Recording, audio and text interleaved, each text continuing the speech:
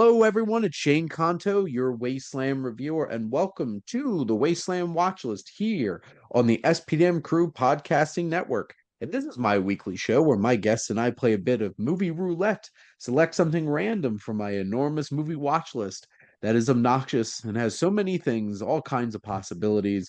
And we just so happen to land on an Academy Award winning classic. But joining me Mhm. for this episode is my buddy Adam. Thank you so much for coming on. Thank you for having me. Always a pleasure, man. Absolutely. And a member of the crew, indeed, with his own shows Mm. here at SPM Crew Podcasting Network. But to give you a little bit of background on our film, we're talking about Stalag 17 from 1953. So this was released in the UK May 29th, 1953, and then came out about a week later in the US, June 6th, 1953. It's about 120 minutes is at a box office of $10 million on a budget of $1.66 million. So pretty Yeah. good there. This is Mm. indeed from writer-director Billy Wilder, one of the all-time great filmmakers, especially one of the defining filmmakers of the time in the 50s around this period. This is based on a play by uh Gondel Began and Edmund Krasinski. This is based off of the playwright's actual experience being prisoners of war in Austria. Um, William Crazy. Holden won his Oscar for Best Actor for this film, but Holden, his acceptance speech was one of the shortest in history by saying just thank you, because they were going over time on the broadcast and forced everybody to Ah. cut their speeches down, which in particular pissed off William Holden. So he Mm. actually paid for an ad to come out in the papers the next day to thank all the people that he actually wanted to Really? thank in his speech. So Oh, that's awesome. That's amazing. good guy, Bill. Um, Yeah. Holden actually believed either Burt Lancaster or Montgomery Clift should have won this award for From Here to Eternity. So Hmm. he didn't really think this was his best work and shouldn't have been the Yeah. one that he won his He might be Oscar right. for. But he did actually believe this was a consolation prize for him for not winning for Sunset Boulevard, Yeah. Yeah. which honestly, I think Uh, Sunset Not the Boulevard f is. Yeah. He's not the first actor to get a consolation Oscar after an amazing career. How can you say that about actors like Al John Pacino. Wayne or Al Ah. Pacino? Yeah, yeah. God, Yeah. John Wayne should not have won for. Well, actually, what's really interesting too is because John Wayne also beat a pair of co-stars for Best Actor back then because he beat Oh. Don Voight and Dustin Hoffman for Midnight Cowboy Ah, right. for Yes. True Grit. But yes, Mm. Al Pacino should not have won his Best Acting Oscar for Scent of a Woman. Wow. Um, Ooh, that but started the that started the new Al Pacino style of acting, right? yep, continued in his cocaine infused performance of Heat, Yeah. Yep. where he that Devil's character was advocate. definitely on coke. But Robert Strauss and Harvey Lembeck appeared in the original Broadway production of Stalag 17 as their characters and continued them here. The stage play was actually produced and directed by Jose Ferrer, which is interesting. Mm. Two actors considered for Holden's role were Charlton Heston and Kirk Douglas. It's Yeah. I feel like Kirk would have the been good. characters would have been a lot less overtly cynical and a lot more Mm. ragey. Yes. Yeah, yeah, yeah. Kirk I feel like Douglas is yeah. the Yeah. fire.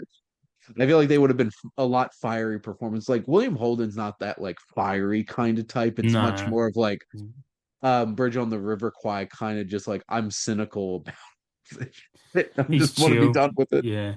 He bides his time. I'm a huge fan of William Holden, but we'll get to that. So the film Mm. location is now a meeting house for the Church of Jesus Christ of Latter-day Saints. Wow. Mormons. So there you go. Yeah. The film was shot chronologically, actually, which Yeah. is not usually done when it comes to No. shooting films because it's a lot costlier. The informant's identity was kept from the cast until the last 3 days of shooting. That's good to know. That's really That's an cool.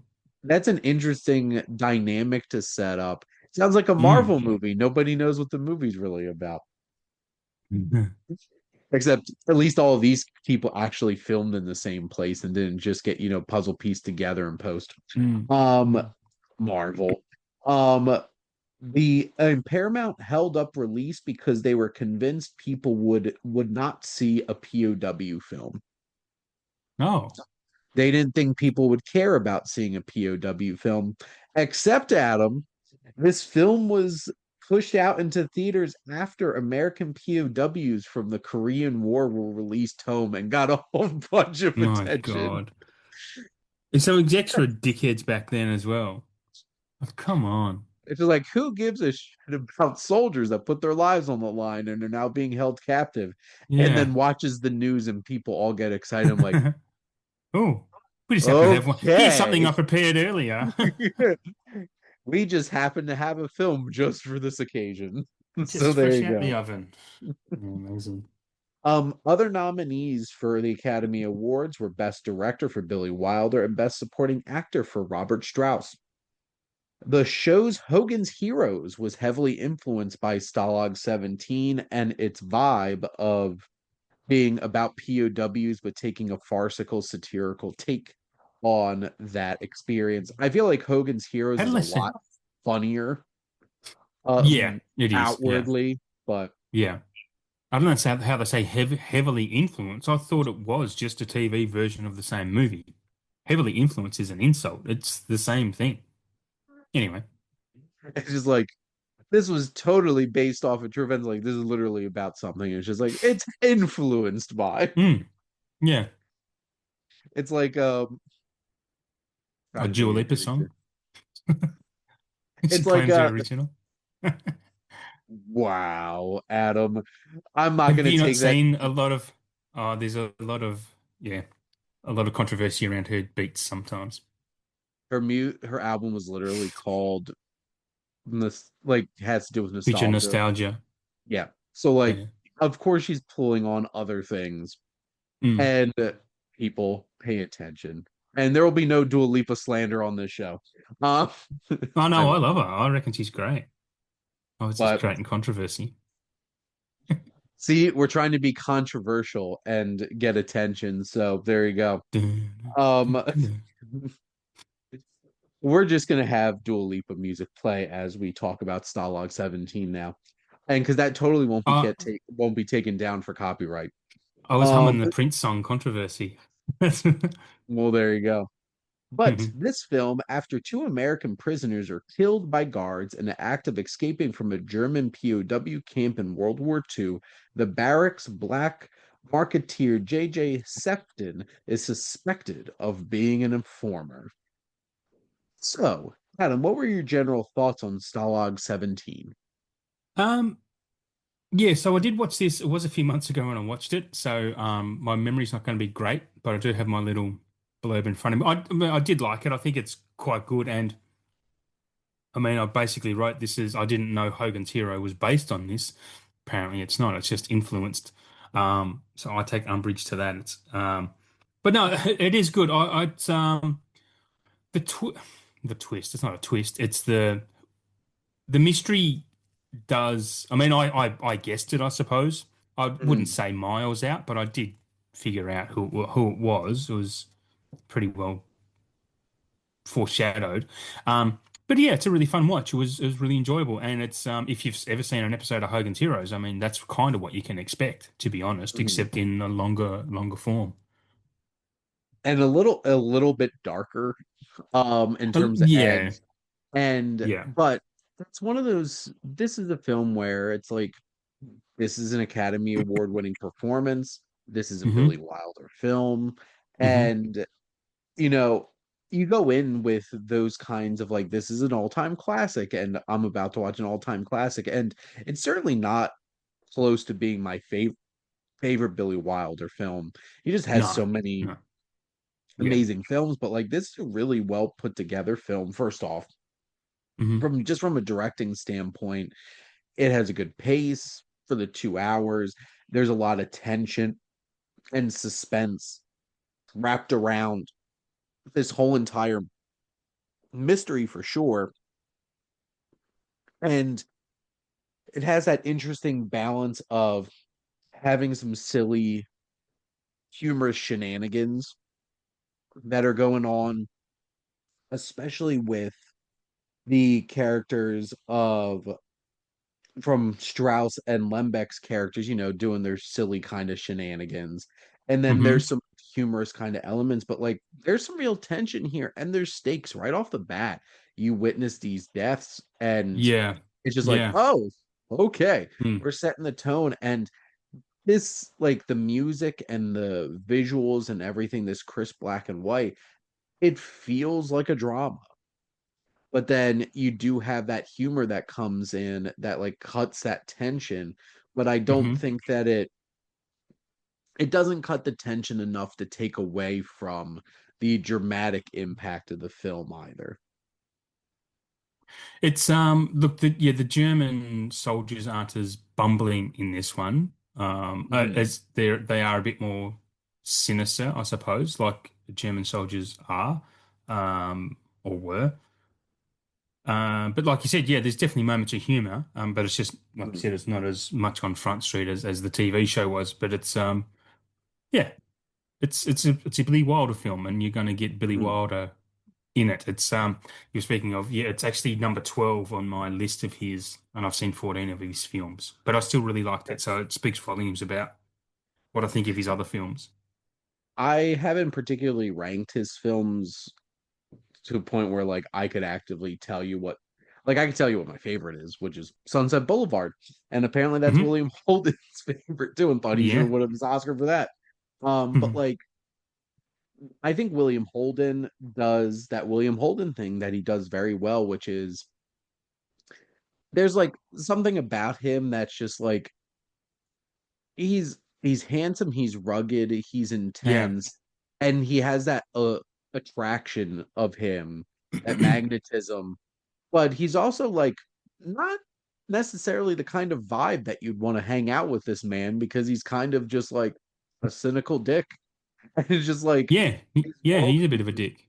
very much that. And Mm. William Holden delivers that unlike so many characters because like I'm a huge Bridge on the River Kwai fan. Absolutely love Yes, that yeah. film. And that character that he plays in that is just such that vibe that I get from William Holden. It's just like it's a very negative vibe. And he plays this character to the point where of course they're gonna suspect him Hmm. because like he is the Yeah. guy, the least likable one, the one, but like I think the film, I never once thought it was him. And I think the film sets it up in a way where I'm like, I know it's not going to be Yeah. William Holden's character. Yeah. Yeah.